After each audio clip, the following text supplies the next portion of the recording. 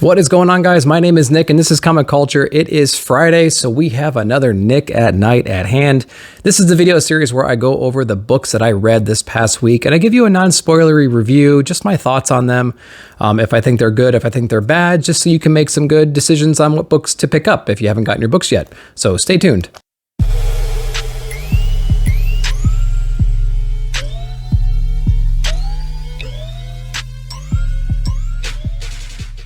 All right, and we are back. So we are going to start where we start off all the time with the big two. We are going to start with DC. This is Catwoman, the 2021 annual. So this is Rom V. I got that variant cover there, cover B, which I think is really nice. So if you wanted to learn a little bit more about Father Valley, who's kind of like the main adversary for Selena Kyle right now, this is a whole backstory for him, where he came from, who he was rolling with back in the day, how he got to be the way he is, and it kind of like sets up the future for, his plans for Selena Kyle in the city, right? So we get to learn about how dangerous he is. He's got a plan. He's got like a shocking present day moment at the very, very end of this book, but it's mostly set in the past, going over who he's kind of been training with and what his backstory is. So pretty interesting book. I recommend it if you just really love Rom V's run here and you want a little bit more on Father Valley himself. So check it out if you want some context. Not super relevant to the main story if that's what you're reading right now, but it gives some more clues. So I wasn't mad at it. It's a $7 book though. So, skip it if you're a little bit tight on funds and you don't really care. But if you just really want to know everything, you got to get it. Okay. So moving over to Marvel, we have Shang-Chi, number 2. This is Shang-Chi versus Captain America. Pretty interesting issue. I was pleasantly surprised with issue number 1. We had some Spider-Man action in there. I don't know anything about Shang-Chi. I didn't follow the previous run that we just came off of. I'm excited about the movie, but I don't know anything about the character. So he's kind of taken over his father's empire. He's kind of gotten this ticket into the underworld because of that, but he's a hero at the same time. So people are a little bit, cautious of him. So essentially we have all these villains getting together. They're going to bid on the Tesseract. So they're all kind of getting together, trying to outbid each other. Like the Hand is there and all these other organizations are there. As you would imply, Captain America kind of shows up and there's a little battle in here. There's some trickery going on and some first appearance of Lady Fan. Was it Lady Fan in this book? I cannot remember exactly what her name was. Let's see. We got time. Let's see. Who is it? Lady Iron Fan. Wow, I was real close. So if you're in the minor specs, Lady Iron Fan, first appearance apparently. So was it good? I actually liked issue number 2. I liked issue number 1. I liked issue number 2. I like where they're going. So we'll see. We'll write it out issue by issue and kind of see what happens. I don't have it on my poll, but if it's there, I'll pick it up and go from there. But I've been pleasantly surprised with Shang-Chi. So we're on to the next one. This is Daredevil number 31. A lot of controversy about this cover because we didn't quite know if it was Bullseye, if it was somebody else. No spoilers, but essentially this is Matt kind of, first off, I think the art has changed, right? I can't recall who did the art originally. This is Mike Hawthorne doing the pencils. And so it looks different. It feels different. So we'll see. It looks a little more shiny, I gotta be careful when I talk about art because you guys are very, very quick and rightfully so on correcting me. I made a big mistake in the past about that, but it's just not the same. It's not the same. So you can't really say much you can't really correct me too much unless I just got that completely wrong, I guess. But, yeah, it's not bad. We get some cool reveals with Elektra towards the end. Matt's kind of in prison still, just trying to work his way through there. He's kind of done taking people's crap, so he's really kind of being on the offensive here and there. We get a little bit of Bullseye action in there. We get some Wilson Fisk stuff. So was it just an amazing issue? It was all right. It was all right. It was okay. It moved the story along a little bit here and there. Nothing that I can remember was earth-shattering in there. But yeah, it kind of touched base with everybody. It's a part 1 of Lockdown. It's going to reintroduce everybody kind of where they are. And we'll go forward from there. So not crazy good, but if you've been reading them, you'll like them. You'll get it. So speaking of crazy good, we have Beta Ray Bill #4, Daniel Warren Johnson. Absolutely love this book. We have Beta Ray Bill kind of getting sucked down in the depths of hell, trying to understand where they are, trying to go into the unknown, go get the weapon because he's trying to replace Mjolnir and he's trying to replace Stormbreaker and all this stuff. So he's trying to go into. He's basically going into the belly of the beast and trying to get the prize, right? We get a big confrontation right at the end. If you've been following this book, you've kind of seen this coming. But next issue, we're probably going to have our big battle. So I cannot wait for that. And so they've been talking about it for issue after issue after issue. So it's not really a spoiler if you've been keeping up. But you can't just walk into hell and take a weapon and walk out, right? There's going to be some kind of fight. And someone's been waiting for him. So that'll be pretty cool. All right, so we have Kanto. This wraps up, I believe this wraps up this arc, right? This is City of Giants. This is #3. Kanto it's been an interesting book, and you know, it's just the hero's journey over and over and over and over again with this book. We have this underdog character who's going out into the wild, rescuing people, you know, fighting the dragons, fighting the witches, going into the dungeons, coming out, trying to save his people. It's a classic archetypal story. I'm not going to say that the magic or the allure of Kanto is gone, but it's kind of following the exact same tropes every single volume, and it's never a bad read, but it's always predictable. He's against the odds. He goes out there, makes friends, makes enemies, you know, goes above and beyond, finishes it off, and then he's kind of victorious and he moves on. So this is all leading up to the next volume where they're going to be kind of building their army against the Shrouded Man. So this is about the City of Giants, right? And so, you know, how does he interact with them? Does he get any allies from the City of Giants? You'll find out in this as well. So not a bad read at all. Kanto's always been great. I feel like some of the magic is slowly fading, not faded. It's just kind of slowly fading, and I'm hoping that the next volume will take all the things that it's built up in the last couple of volumes and really make kind of just play out perfectly and have it just kind of pay forward. So anxious to see where Kanto goes. Anxious to see. I always love the book, but I'm getting used to it. So that's not a bad thing. It's a good book though. So Vaults. This book came out of nowhere for me, and I absolutely love this. This was Barbaric #1. I got that variant cover.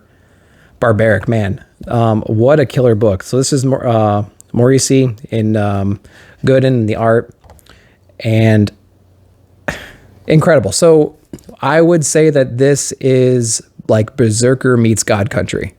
It's like the goriness and craziness of Berserker meets the character dynamics and relationship with his weapon of God Country. I'm not going to go into spoilers. I know a lot of people haven't read this book yet, but you've seen the covers where this axe essentially has a face on it. So what does that mean? I don't know. You've seen other covers with the female on it with like the tattoos. That's all explained. You'll know who that is. You'll know her powers. Really interesting. We get a lot of present day stuff. We get a little backstory. We get a little bit of an origin story. We get an idea of where this character is heading. Some really, really gory moments. A lot of comedic tones in here. It's like Berserker, but add some comedy. And then add Fatal Max, essentially. So, yeah, Barbaric #1. Extremely good. Tons of people are getting them. There's tons of covers out there. So pick it up if you haven't gotten it. Absolutely love that book. That's my pick of the week. Barbaric. All right, so one that was close was this kind of one-off. This is issue #7 of Crossover, Chip Zdarsky and Phil Hester. So on the cover of this one, it says Chip Zdarsky missing, and we have this character running in the background. It's funny. It's a very, very meta issue. There's not a whole lot to spoil necessarily in here. It is. I will say that Chip is in this book. We've read in other issues of Crossover where real life artists and real life writers and stuff are actually getting killed because it's a very meta book. And this one is Chip kind of running around trying to escape some of the characters that he's created in the past. And so it's that whole thing. And there's a neat little deep cut for me anyway at the very, very end There's some allies that come to the rescue, and it's a very big deep cut for me. I had to look these characters up, but maybe if you're in the Image comics and you have been since the early 2000s, these characters will mean something to you. This book overall is a very, very deep cut book. Tons and tons of other characters from Image. So if you're not super familiar with Image in general and the characters that have been around for 20 years, you might get lost here and there, but nothing a quick little Google search can't fix. So it's kind of like Marvel and DC. They're going to introduce people that you haven't seen in a decade and you'll be lost, but then you'll move forward. So crossover, interesting book, very, very meta. More meta than the other crossover books, I would say. All right, Department of Truth. James Tynion, Martin Simmons. So this is issue number 10. I got that Sasquatch cover because I like this cover. This one was really good. All the variants are great too, but I kind of like the covers that represent the issue, but then there's certain variants that I just can't pass up. So this one took a little while to get through, not because it's super complicated and just difficult to understand, but because it has like 5 or 6 pages like this. So basically it is Bigfoot oriented. We get our main guy Cole, we get our guy Hawk. They're in a small town where Bigfoot kind of started, and there's still guys out there trying to find Bigfoot. And so it's Hawk's explanation of how kind of reality monsters like that can come into existence, and sometimes it's not the Department of Truth that does it. Sometimes it's something else that just kind of gets passed on, and it's like a generational thing, and the towns kind of cook it up just to kind of get business or get visitors to come in and spend money in town. So they make up these crazy things like Bigfoot and whatnot. But anyways, like anything else though in this whole story, if enough people believe in it or enough people think it's actually real, it becomes real. So then they kind of discover there's people in the Department of Truth that actually go out and hunt things down like this. And so we're introduced to some characters and whatnot. So essentially this is a big story about how Bigfoot can possibly exist in the world of Department of Truth and what they do about it. Interesting book. And we get a little bit of oh crap, what are they going to do about that moment towards the end. So yeah, another great book, not as heavy, because typically I read Department of Truth and then I read something like Spawn. Nothing against Spawn, but I have to sit down and like focus when I read Department of Truth. And this one was a little less like that. So don't be scared of it from a mental perspective, but just understand that there's a couple pages, there's like 4 pages like this that just take a little bit of time to read through. And then the art behind this, these like handwritten notes sometimes could obscure the letters and words. So you have to like play around with that a little bit and kind of figure out what they're trying to say here and there. Nothing super difficult, but it's just something to be aware of. It's a little frustrating when you're trying to read like 2 pages of story and some kind of ink spill that was an artistic choice blocks out 3 or 4 words and you're trying to complete that sentence. But anyway, yeah, interesting book. I like it a lot. All right, so something to read right after you read Department of Truth is Spawn, another Image book. Todd McFarlane. So this book was cool. First off, cardstock. I think Todd showed this off on Instagram or whatever a couple days ago. Still $2.99. Switch to cardstock. Props to them, man. So we have Spawn going around the world trying to find some more clues, seeing what's going on. He visits some old guys overseas that have been like essentially vampires, and so of course they underestimate each other in different ways, and they have giant battles and stuff like that. And Spawn gets some clues as to some additional paperwork or some additional files that he's going to need to go through to kind of figure out what's all going on in the world right now. So we do have a Sam and Twitch reference in here, and we get to see Sam, and then we kind of go on from there. And so we also get some Cygor action in here. And so he's been chained up, he's been taken to a facility, and we get a little new villain in here that I don't quite remember a whole lot about. Again, I'm kind of new to Spawn, but this is the Soul Crusher. So he's kind of baiting Spawn to come in to kind of save the day. And so we'll see what this character has in store for Spawn. But this book was pretty fun. I enjoyed the art a lot. I enjoyed the opening scenes and some of the battles and stuff. So I kind of like the direction that Spawn's going in right now that they're not just showing page after page of 5 different Spawns fighting. I like it when they're back in the city and they're doing more like city stuff. So I enjoyed it, and I got that cool variant too. Spawn number 19. Not too bad. All right, Colin Bunn. That guy is writing like 1,000 things. So he's on Parasomnia #1. This is Dark Horse. And so, Muty's on the art too. So if you liked Bunny Mask, if you liked Maniac of New York, so you'll like this art as well. It's the exact same style. It's like that watercolory, kind of muted with like splashes of color here and there. So really, so what I've gathered is there's this one character, and what I'm assuming is it's the same character. This guy just kind of lives for a long time, and I might need to go back and reread some of the finer details. But we have this character who's kind of a badass way back in the day, like the colonial times, and he's trying to like find these kids. I find this one kid in particular, so he's trying to hunt them down, going city to city. People are attacking him. It was like the Wild West back then.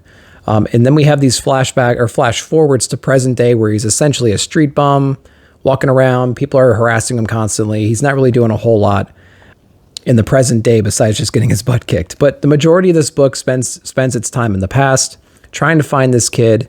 He gets bait and switched by the locals and stuff, and ends up getting this big fight and everything. So, I'm trying to figure out where it's going to go. It's a Colin Bunn book. Colin Bunn. So the first issues typically are really, really good, I think, like Shadow Man and things like that. And so it's going to take another couple issues to kind of flush this out for me. I'll probably ride this one out for another issue or two. But if it's anything like Shadow Man, it kind of sparked my interest real in the beginning, and then I faded off pretty quickly towards the second and third books. So I'll write it out. We'll see where it goes. Interesting concept. I think they need to flush out the overall story and what the main objective is here. We just had this unknown guy beating everybody up, and he's trying to find a kid.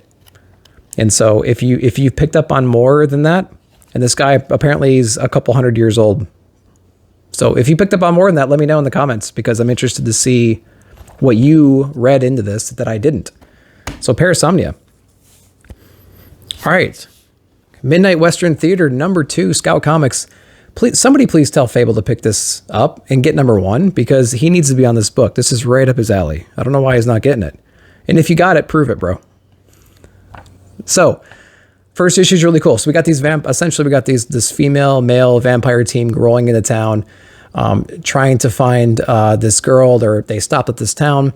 They meet some guys just murdering everybody, causing a big scene. These guys step in and just take them out. It was brilliant. So I really liked it. So this book continues their journey. They kind of find this preacher. Remember the book and show Preacher? I mean, look at that panel right there. It's the exact same thing. So it's like a desert chapel. This guy's really crazy. He's got like crosses hanging up. He's got people half decayed on the crosses. He's basically the leader of this cult. He invites our characters in. They get whatever information they need from the people. Hey, where's this little girl? Oh, she didn't, she's one of the naysayers. So she got put up with the rest of the naysayers, and essentially she died, unfortunately. So our characters take out their anger on this whole cult, take her down, and they continue their journey. They didn't really set up where they're going with this book yet. I kind of like books to give you a little hint as to where the story is going, but essentially they're just, they found what they wanted to find, and they're going to bring her back home. So there's not really that much setup for issue 3, so not a whole lot to kind of get you excited about buying the next issue, which I think is a mistake. I think we should, fulfill our objective of the issue, and then we should do something to make people excited about buying the next issue. So was this a 2-issue story arc? I don't know. We'll see. And maybe the first issue kind of ended that same way too, but I feel like the first issue was really intriguing with the new characters, what they did to the locals, and then they kept on with their journey. So I thought that was pretty interesting. But yeah, I don't know. Maybe if I missed something again, let me know in the comments. So I would say some of the hottest books this week, definitely Barbaric, definitely Beta Ray Bill. And I really enjoyed Crossover and Department of Truth. Some of the weaker issues this week, I would say Kanto, from an overall perspective, is just a little bit on the downslope, which is fine. I'll keep getting it. Parasomnia didn't quite do it for me, but I might hang out for another issue or so. And then Midnight Western Theater was a good book, but I just wanted a little bit of a cliffhanger, so I had a reason to buy issue number 3, because it's like, oh, 2 issues, we're done. So, yeah, hopefully that helped you decide what you might want to pick up if you're going back to the store and you missed any of these.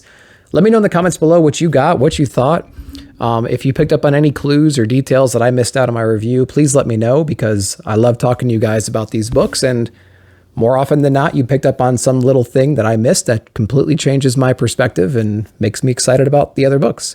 So go in the comments and let me know.